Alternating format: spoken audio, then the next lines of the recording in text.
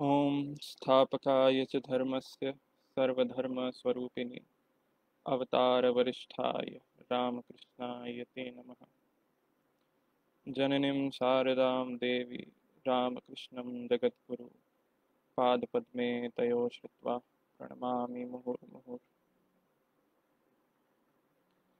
नमः श्री अतिराजाय विवेकानंदसूर्ये सच्चित्सुखस्वरूपाय स्वामिने तापहारिणे। की सूचना हुई कि स्वामी विवेकानंद पर अपने विचार रखने हैं। ना मेरा ऐसा कुछ अनुभव है, ना कोई अधिकार है कि स्वामी जी पर अपने विचार रख सकूं। किंतु संघ में कहते हैं कि सूचना के बाद सोचना नहीं, तो जो सूचना हुई है उसका पालन तो करना पड़ेगा। जितना स्वामी जी को पढ़ा, जितना समझ में आया, स्वामी जी के विचारों को और उन्हीं के शब्दों को दोहराने का अगले 60 मिनट में प्रयास करूंगा।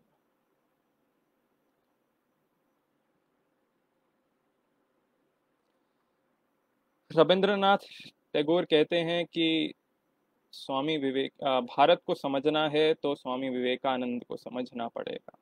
If you want to know India, you must understand Swami Vivekananda.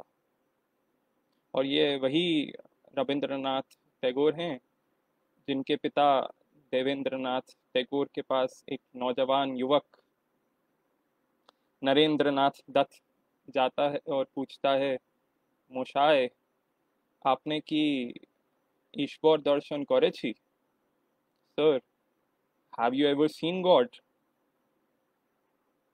The answer was no. और उसके बाद वह जो ललक थी, वह जो आश थी कि ईश्वर के दर्शन करने हैं और उसी को गुरु मानना है जिसने ईश्वर को साक्षात देखा हो, वह ललक नरेंद्रनाथ को रामकृष्ण परमहंस के पास ले जाती है। रामकृष्ण परमहंस के बाद एक परिव्राजक जीवन व्यतीत करते हैं विवेकानंद नरेंद्रनाथ, और तब जाके कुछ एक विवेकानंद का निर्माण होता है। और वही विवेकानंद कहता है कि अगर विवेकानंद को समझना है तो विवेकानंद बनना पड़ेगा। If you want to know Vivekananda, you have to be Vivekananda, because it is only Vivekananda who can tell what this Vivekananda has done. जानने से पहले ये ज़रूरी है कि बनना है, और बनने से पहले ये ज़रूरी है यह जानना कि बनना कैसे है। माना नरेंद्रनाथ नररूपी नारायण थे, ठाकुर श्री रामकृष्ण परमहंस ने भी बोला कि देवऋषि हैं, किंतु वो नरेंद्रनाथ बालक में तो ये सब चीज़ें लेटेंट ही थी ना। व्यक्त करने के लिए तो श्री रामकृष्ण परमहंस भी लगे, परिव्राजक जीवन भी लगा, मुमुक्षत्वम भी लगा, एक जिज्ञासु भाव से पूरे देश, पूरे संसार का भ्रमण भी लगा। तो विवेकानंद तो बना जा सकता है, तपस्या से विवेकानंद तो बना जा सकता है।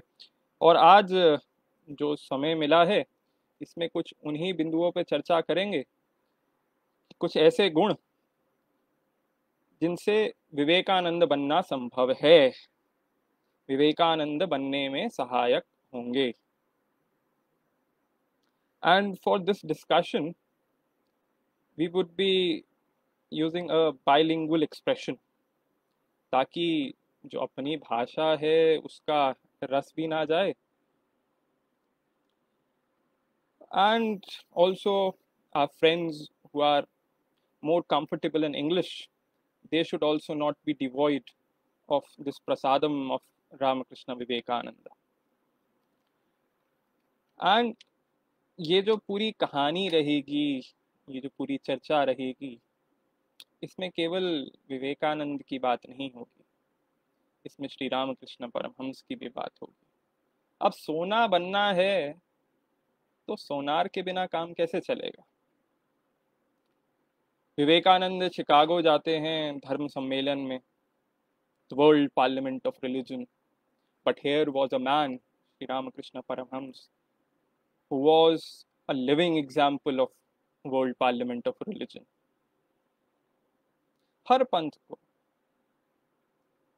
हर मत को अपनाया, जिया, और जीने के बाद एक निष्कर्ष पे पहुंचे कि यह सब पथ एक ही ईश्वर की ओर जाते हैं।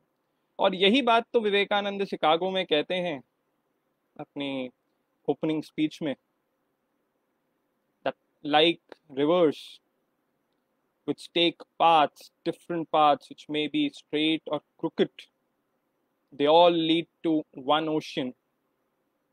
In the same way, O Lord, man may take different paths, but it will lead only to thee.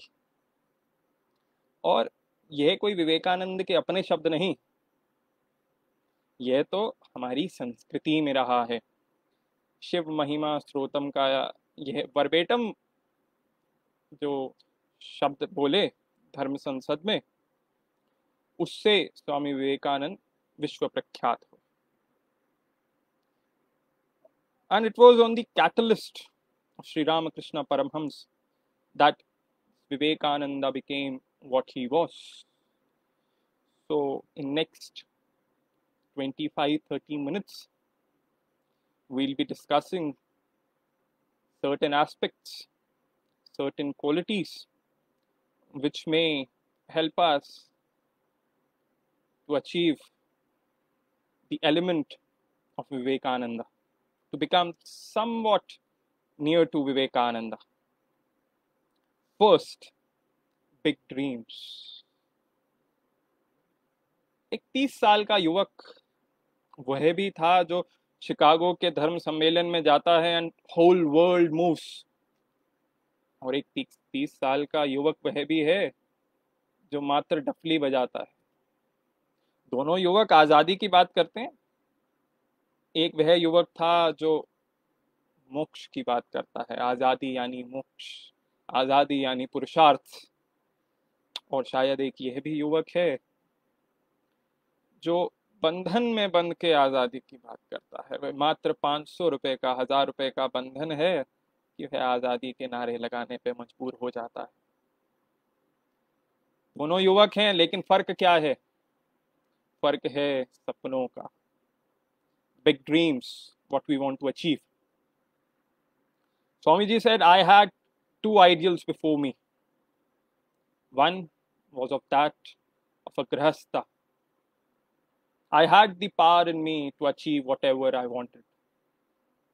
मैं बहुत रईस बन सकता था जहाँ मेरे घर पे कई नौकर होते, कई बात मानने वाले होते, एक स्त्री होती, कुछ बालक होते, और मुझ में विश्वास था कि मैं वह हासिल कर सकता था। And the second ideal was that of a sannyasi, renouncing everything, going into the jungles, meditating in the caves of Himalayas. And he said, I had these two options, either to choose joy, to choose luxury for a limited period, which may be 30 years, 40 years, 50 years, 100 years. And the second option was to choose joy, bliss, which was eternal, which was immortal. And I dreamt big, and I chose to choose the latter path. That was the difference between a young boy of 30 who became Swami Vivekananda and a young boy of 30 who may be occupied with his dufflies or cholas. किंतु एक ऐसा समय भी आया नरेंद्रनाथ के जीवन में जब पैसे नहीं थे। 1884 में पिताजी का निधन हुआ। घर की माली हालत ठीक नहीं थी। ठाकुर के पास जाते हैं, श्री रामकृष्ण परमहंस के पास जाते हैं और कहते हैं, मैं काली में नहीं मानता, आप तो मानते हो, तो आप अपनी काली से कहते क्यों नहीं कि नरेंद्रनाथ की थोड़ी मदद कर दे? तो आपका शिष्य हूँ, और आप कहते हैं कि I am your favourite student, तो why don't you ask your Kali to help me. Thakur ने कहा, अरे तुम खुद ही चले जाओ, तुम्हारी बात मानेगी। एक काम करो, जो मेरी माई है ना, वो मंगलवार को दर्शन देती है, रात को चले जाओ, मांग लो माई से, जो मांगोगे देगी। मंगलवार आता है, नरेंद्रनाथ दक्षिणेश्वर के मंदिर जाते हैं। रात को वो पुकारते हैं, ठाकुर की माई। माई आ जाती है। अगले दिन स्वामी जी बाहर आए, नरेंद्रनाथ बाहर आए। ठाकुर ने कहा, माई आई? आई। मांगा तुमने? ठाकुर, मैं मांग ही नहीं सका। क्या बोला तुमने माई से? मैंने माई से बोला, माई मुझे ज्ञान दे, विवेक दे, बल दे। कोई बात नहीं, अगले मंगलवार फिर माई आएगी, फिर आ जाना तुम। फिर मंगलवार आता है, फिर नरेंद्रनाथ दक्षिणेश्वर के काली मंदिर जाते हैं, फिर आवाज लगाते हैं, ठाकुर की माई। अगली सुबह स्वामी जी नरेंद्रनाथ फिर बाहर आते हैं। ठाकुर ने पूछा, माई आई? आई। मांगा पैसे? मांग ही नहीं सका। क्या मांगा तुमने? बोला, माई मुझे ज्ञान दे, बल दे, विवेक दे। ठाकुर हंसते हैं। ठाकुर कहते हैं, नरेन तू संसार के लिए है ही नहीं, तू चाह कर भी नहीं मांग सकता। यह छोटी चीज है। You have to dream big and you have the potential to achieve the biggest. लेकिन आज अगर ठाकुर की माई हमारे सामने आ जाए तो हम क्या मांगेंगे? 12 lakh per annum IT company job, 24 lakh per annum. और जी मैं तो सोशल वर्क करता हूँ, माई एक टिकट काउंसलर का, एमएलए का, एमपी का। हरेंद्रनाथ भी सब कुछ बन सकते थे। He was a well read person, he new English, he was in the capital city of Calcutta at that point in time. Calcutta was the national capital. And बन भी जाते तो क्या होता, काउंसलर बन भी जाते तो क्या होता, राजनेता बन भी जाते तो क्या होता। आज हमें सबके वाइस रॉय तक का नाम याद नहीं, तो ये नरेंद्र नाथ का नाम याद होता क्या। किंतु आज हम देखते हैं 18 साल, 20 वर्ष के नौजवान, शरीर में पूरी जान है, एक टी शर्ट पहन के जाते हैं, tight T shirt, body fit, और बड़ा सा लोगो होता है विवेकानंद की फोटो का। करते क्या है? काउंसलर के लिए प्रचार, एमएलए के लिए प्रचार, चुनाव प्रचार। और सपना क्या है? नेताजी के साथ एक फोटो मिल जाए, ताकि फेसबुक पे लगा सकें, ताकि व्हाट्सएप पे लगा सकें, ताकि अपने मोहल्ले में एक बड़ा फ्लेक्स छपा के लगा सकें। ये सपने हैं हमारे। स्वामी जी रोते हैं। हम भगत सिंह का नारा लगाते हैं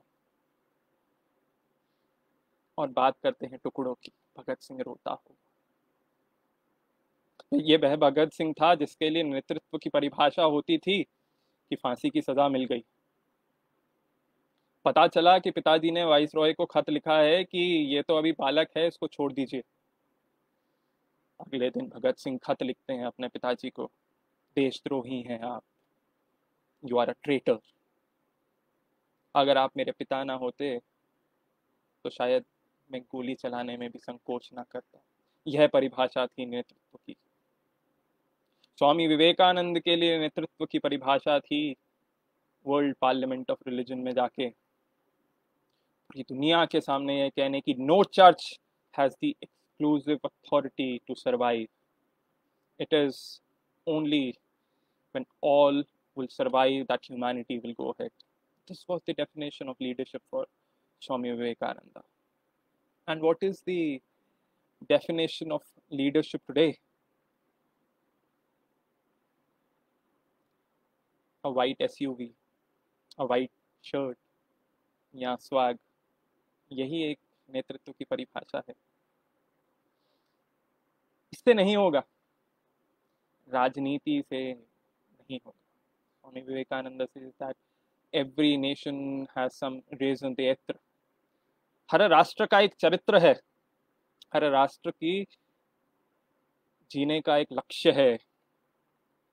for example, you take the case of French, case of France, where people will bow down to n number of taxes. They won't say anything. But the moment you curtail their liberty, they will revolt. Because liberty, political liberty, is the raison d'etre of French. You take the case of English. You impose any kind of monarchy over them, any kind, they won't revolt. But if you take taxes from them, they want the accountability of each and every penny. Because finance is the raison d'etre of English. But for India, it is only and only spirituality. Swamiji says, when I came back from the West, एक आम नागरिक को भारत में यह नहीं मालूम था कि दुनिया में क्या चल रहा है राजनीतिक तौर पर, कि दुनिया में कितने रेवोल्यूशंस हो चुके हैं, कितने रेवोल्यूशंस हो रहे हैं, कितनी सत्ताएं आ रही हैं, कितनी सत्ताएं जा रही हैं. एक आम भारतीय को इससे कुछ लेना नहीं था. लेकिन एक किसान को, खेत जोतने वाले, खेत में काम करने वाले किसान को यह जरूर मालूम था कि एक हिंदू सन्यासी गया है और पूरे विश्व में धर्म का प्रचार किया है, धर्म का पताका फहराया है. Because it is only spirituality which is the raison d'etre of the Indian life. And they say, why are you worried about all these small things, politics, society, social barriers of me, you are the children of immortality. Swamiji says, Shrunvantu Vishve Amritatsya Putra Ae Dhamani Dhyani Tastu. You are here for divine purpose. Why are you worried about these small things? Dream big. That was the ideal of Swami Vivekananda, which he didn't only preach, but he lived that. The second quality, questioning and faith. This was a very important element in the life of Swami Vivekananda. Don't accept anything merely because someone says this to you. Don't accept anything merely because your scriptures say so. If you cannot realize it, do not believe it. Swamiji says, if our ancient rishis can realize it, if Jesus could realize it, if Shakyamuni, the Buddha, could realize it, if I, the Swami Vivekananda, could realize it, do not believe until and unless you realize it for yourself. Because if it is truth, it can be realized. That is why he tested everybody. He didn't believe in anything without testing. Calcutta तो capital थी पूरे देश की उस समय. बहुत महानुभाव थे, बहुत विचार थे, एक आइडियोलॉजिकल कैपिटल भी बन गई थी कैलकटा. तो स्वामी जी भी कई लोगों के पास गए, कई बुद्धिजीवी, कई मनीषियों के पास गए, लेकिन उनसे पहला प्रश्न यही था, have you yourself seen God? You are eloquent speakers. You speak rosy words. But have you realized, have you seen God yourself? And none said yes. फिर स्वामी जी जाते हैं ठाकुर के पास. ठाकुर कहते हैं आमी ईश्वर दर्शन करी छी. I have seen God. And I have seen God more in a more clear vision than I see yourself. See you right now. Then also, although Swamiji was getting attracted to this persona of Sri Ramakrishna Paramhams, but he didn't believe in him just like that. He questioned him, he tested him. And Sri Ramakrishna Paramhams also said, don't believe because I say something, test me.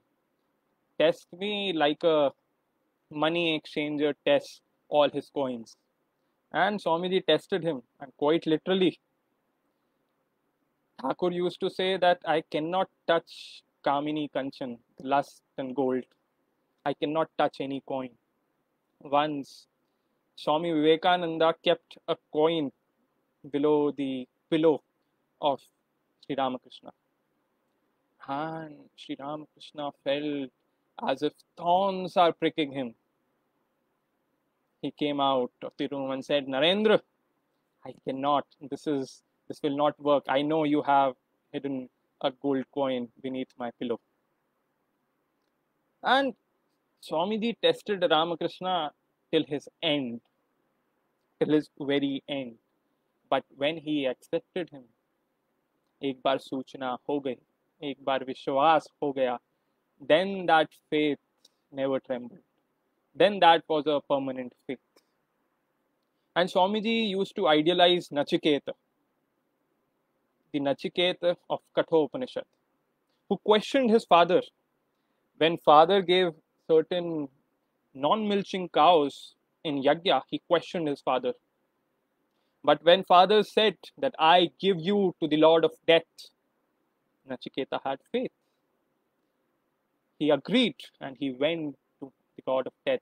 He went to Yamaraj. And Nachiketa then argued with Yamaraj. And there's a very interesting story in Kathopanishad, which Swamiji used to idealize. Swamiji used to say that an ideal youth is like Nachiketa, questioning everything, but once believing that it is true, have tremendous faith in it. Question, but for constructiveness. Question, but not to prove other wrong. Question, but to learn something. Question, like Shankara did when he traveled throughout India. Question to learn. Question not to demolish. Question to construct something. That was the ideal of Vivekananda. And once you believe in something, have tremendous faith. Once Swamiji was traveling in a train. There was a wealthy man who said, Swami, I have seen that you have not ate anything for last 3 days since we are traveling. Why are you living the life like a hermit? Why don't you work? See, I am a wealthy man, I earn and I have so much to eat. See, I have a puri, sabji, halwa, everything to eat. And you, poor man, you just do all the time japas. What has your God given to you? Just work. Leave aside your God and work. And Swamiji says, कि तब मुझे लगा कि अब मैं किसी से नहीं मांगूंगा. मैं ईश्वर का काम कर रहा हूँ, ईश्वर का ध्यान कर रहा हूँ, मेरा ईश्वर ही खिलाएगा. स्वामी जी जाते हैं, प्लेटफॉर्म पे बैठते हैं और भूखे बैठे हैं, 3 दिन से कुछ खाया नहीं. एक सज्जन आते हैं और स्वामी जी के सामने हलवा पूरी रखते हैं. स्वामी जी कहते हैं ये क्या है? तो वह सज्जन कहते हैं कि यही प्लेटफॉर्म के पास मेरी दुकान है. अभी मैं सो ही रहा था कि सपने में मेरे प्रभु राम आए और उन्होंने कहा कि मेरा एक सन्यासी है, भूखा है, उसको जाके खाना खिलाओ. अब वह सन्यासी का हुलिया आपसे ही मिलता है, तो मैं आपके लिए हलवा पूरी ले आया. Swami ji says that I had faith and I had tremendous faith and it was the result of that faith.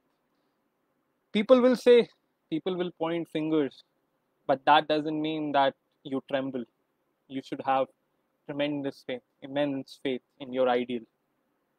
Third, selfless work. Swamiji goes to Thakur, Sri Ramakrishna Paramhamsa, and says, Thakur, I want Nirvikalpa Samadhi. Please bless me that I be absorbed in Samadhi for 3 to 4 days at a stretch. Then came back to normal life, eat something, and then again move to Samadhi. And Sri Ramakrishna Paramhamsa was furious. He said, how dare you? How dare you to be selfish of this order? You are like a Vatavriksha. People will get shadow under you. And you ask for these petty things, selfish things of Nirvikalpa Samadhi. Shame on you. But Thakur bhi to Guru the. उस दिन तो डांट के भगा दिया स्वामी जी को। 2 दिन बाद स्वामी जी को बुलाया, उनके सीने पर हाथ रखा और स्वामी जी निर्विकल्प समाधि में चले गए। 3 दिन तक समाधि में रहे, वापस आए, ठाकुर ने बुलाया। ठाकुर ने कहा, देख ली समाधि कैसी होती है, पर अब इस समाधि की चाबी मेरे पास है। अब जब तक तू मेरा काम नहीं करेगा, जब तक धर्म का पूरे विश्व में प्रचार नहीं करेगा, तब तक ये चाबी मेरे पास ही है, तब तक तेरे को निर्विकल्प समाधि नहीं मिलेगी। स्वामी जी ने ठाकुर से कहा, ठाकुर मैं नहीं काम करूंगा, मैं सन्यासी हूं, मैं योगी हूं, मुझे समाधि चाहिए, मेरे लिए काम क्या। And then Thakur said, you want work, even your bones will work for me. And this happened. Thakur Sri Ramakrishna Paramhams passed away in 1886. Swamiji traveled throughout India for next 7 years. Swamiji traveled throughout. गरीबों के साथ भी रहे, 4 दिन तक कुछ भोजन ना मिला तब भी रहे, और आलीशान महलों में राजाओं के साथ भी रहे, पूरा परिव्राजक का जीवन जिया। और फिर 1893 में शिकागो जाते हैं, कहानी सबको ध्यान है। अमेरिका में काम करते हैं, उसके बाद यूरोप में आके काम करते हैं, अपने मिशन के लिए खूब संसाधन जुटाते हैं। लेकिन वापस आते हैं तो क्या, जितना पैसा लाए, जितनी संसाधन लाए, सब लाके अपने गुरु भाई राखाल स्वामी ब्रह्मानंद को दे देते हैं और कहते हैं मेरा इसमें कुछ भी नहीं, सब मिशन का था, तुम संभालो। फिर एक मिशन की स्थापना होती है। स्वामी जी चाहते तो विश्व विख्यात थे, हर कोई जानता था कि a Hindu monk from India has come to the West and he is the hero of 1893 World Parliament of Religions। अगर स्वामी जी चाहते तो एक विवेकानंद मिशन की स्थापना कर सकते थे, लेकिन स्वामी जी ने क्या कहा, जो मिशन होगा उसका नाम होगा रामकृष्ण मिशन, मेरा कुछ नहीं, जो अच्छा वो ठाकुर का, जो बुरा वो मेरा। फिर चलो मैंने संसाधन जुटाए हैं, गुरु के नाम से एक मिशन की भी शुरुआत कर दी, तो उसका अध्यक्ष बनना तो मेरा राइट ही है ना। तो फर्स्ट प्रेसिडेंट कौन होगा, विवेकानंद ही होना चाहिए, और कौन होगा। विवेकानंद ने संसाधन जुटाए, विवेकानंद ने इतनी मेहनत करी, तो रामकृष्ण मिशन का प्रथम अध्यक्ष विवेकानंद को होना चाहिए। लेकिन स्वामी जी ने कहा नहीं, अध्यक्ष बनने में मेरी कोई रुचि नहीं, मेरा काम था ठाकुर का काम करना, अब मेरा काम समाप्त। प्रथम अध्यक्ष बनाया स्वामी ब्रह्मानंद को, और मिशन में कोई दायित्व, कोई पद नहीं लिया। किंतु आज अगर होते तो क्या होता, आज का यूथ क्या कर रहा है, 2 किलो आटा भी बांटा तो 4 फोटो खिंचवाए और वो फेसबुक पे डाली, मैंने काम किया है, मैंने खर्चा किया, बाजार गया, आटा लिया, गरीब ढूंढे, गरीबों को आटा दिया, यार 2 फोटो नहीं डालूं, ये भाव है। क्या ये सर्विस है, is it service, is it work, और is it work that we will serve our brethren only out of a fear that if we do not serve, the people of other religions will convert him, pity on it। Swami ji ने कहा ये सेवा का भाव है तो निष्काम भाव से होना चाहिए। दूसरा धर्म, दूसरा पंथ अगर धर्मांतरण करके ले जाएगा, खाली इस भय से अगर हम सेवा कर रहे हैं, तो धिक्कार है। यह सेवा नहीं, ये तो व्यापार है, अपनी जनसंख्या बढ़ाने का।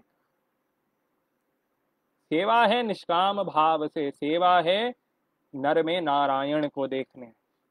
ठाकुर कहते थे कि जीव सेवा यानी शिव सेवा, उस भाव से अगर सेवा है तो ही वह केवल सेवा है, अथवा केवल मिथ्या।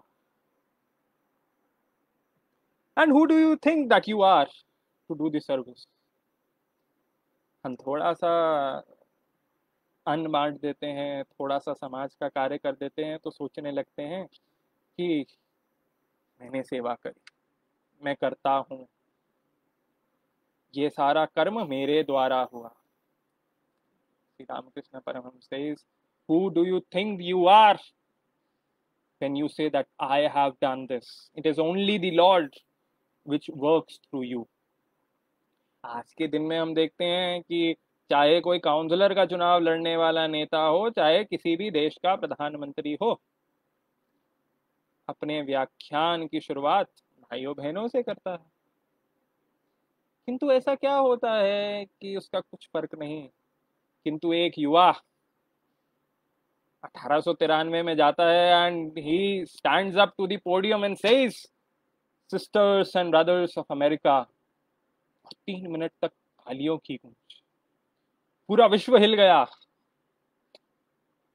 हर न्यूज़पेपर की अगले दिन की हेडलाइन थी, a Hindu monk from India is the hero of world parliament of religion. ऐसा क्या है? क्योंकि वह नरेंद्रनाथ दत्त नहीं था। It was the divine which was speaking through him. He had the commandment of the divine.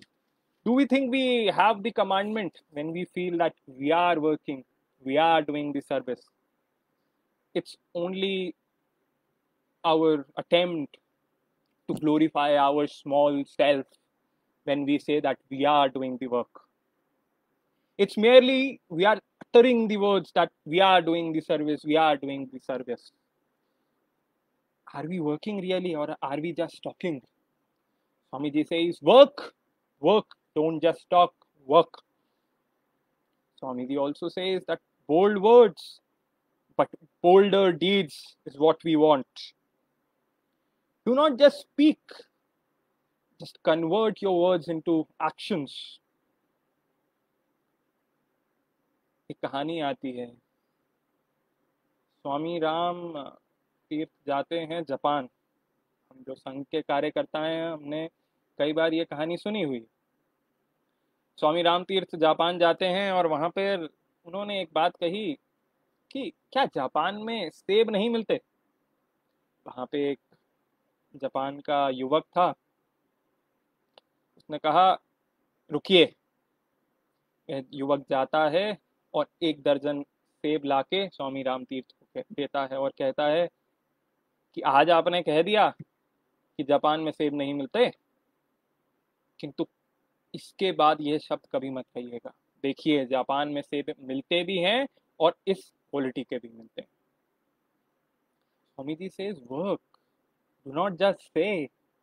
वह युवक ने ये नहीं कहा कि हाँ जापान जापान हमारे देश में कुछ नहीं मिलता, हम तो ऐसे ही हैं, ये तो हम लोग कुछ इंपोर्ट कर लेते हैं यहाँ वहां से तो हो जाता है, लेकिन हमारे देश में कुछ नहीं है, ये नहीं कहा उस युवक ने। He didn't criticize his country, he did some work and at the same time he did constructive work. उस युवक ने ये भी नहीं कहा अरे स्वामी तुम क्या कहते हो, तुम तो बाहर से आए हो, you are anti Japan, and anti Japan का टैग देके उस युवक ने स्वामी राम तीर्थ को असॉल्ट भी नहीं किया। He did work and constructive work. That is what Swami Vivekananda says. Work, work, and give your whole life for the constructive work. And say, don't stick to small things. The small things should not matter. Work, but know that you are here to do something glorious, something very big. हम छोटी छोटी बातों से परेशान हो जाते हैं, छोटी छोटी बातों से उत्तेजित हो जाते हैं।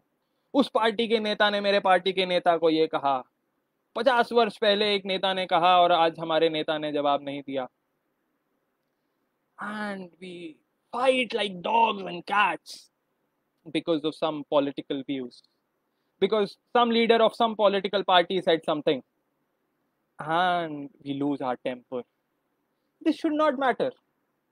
These are very small things. Why does it matter? There was a person by the name Keshav Chandra Sen. He was a leader of Brahmo Samaj. He was a contemporary of Sri Ramakrishna Paramhams. अब रामकृष्ण परमहंस को तो लोग एक पागल आदमी कहते थे. He was considered as a madman who cries for Kali.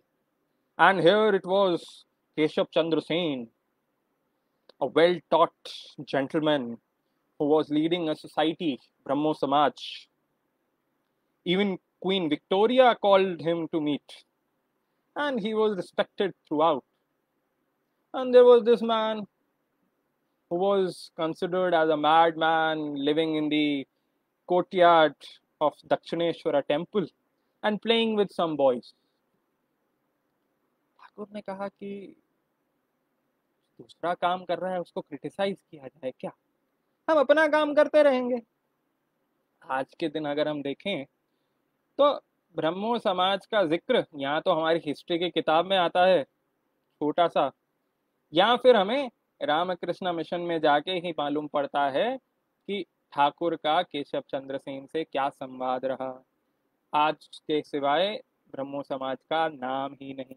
तो ये क्या हमें दिक्कत देनी चाहिए? Should it matter that what other people are doing, what other societies are doing, what other parties are doing?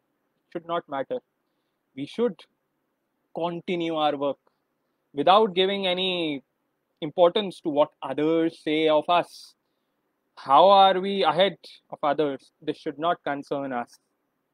Work for the ideal. Work not for small organizational things. Organize, that is pretty fine. But don't devote yourself for some particular party, some particular group. Devote yourself for the idea. Devote yourself for the ideals.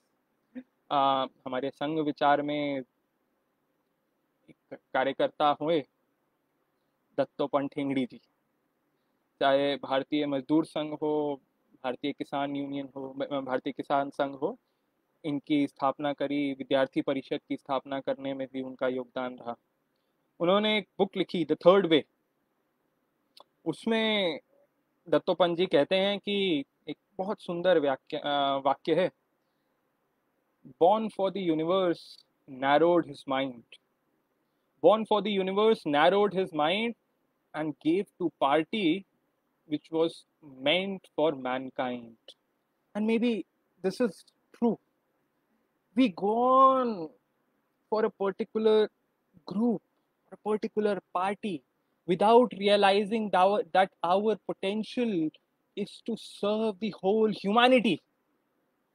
And we fight on small things, on small party lines, on small group lines. The groupism goes on. Swamiji says this is not the solution. You are here for the whole mankind. Know that you are divine. And people will criticize you no matter what you do. No matter what you do. Swami Vivekananda goes to Chicago.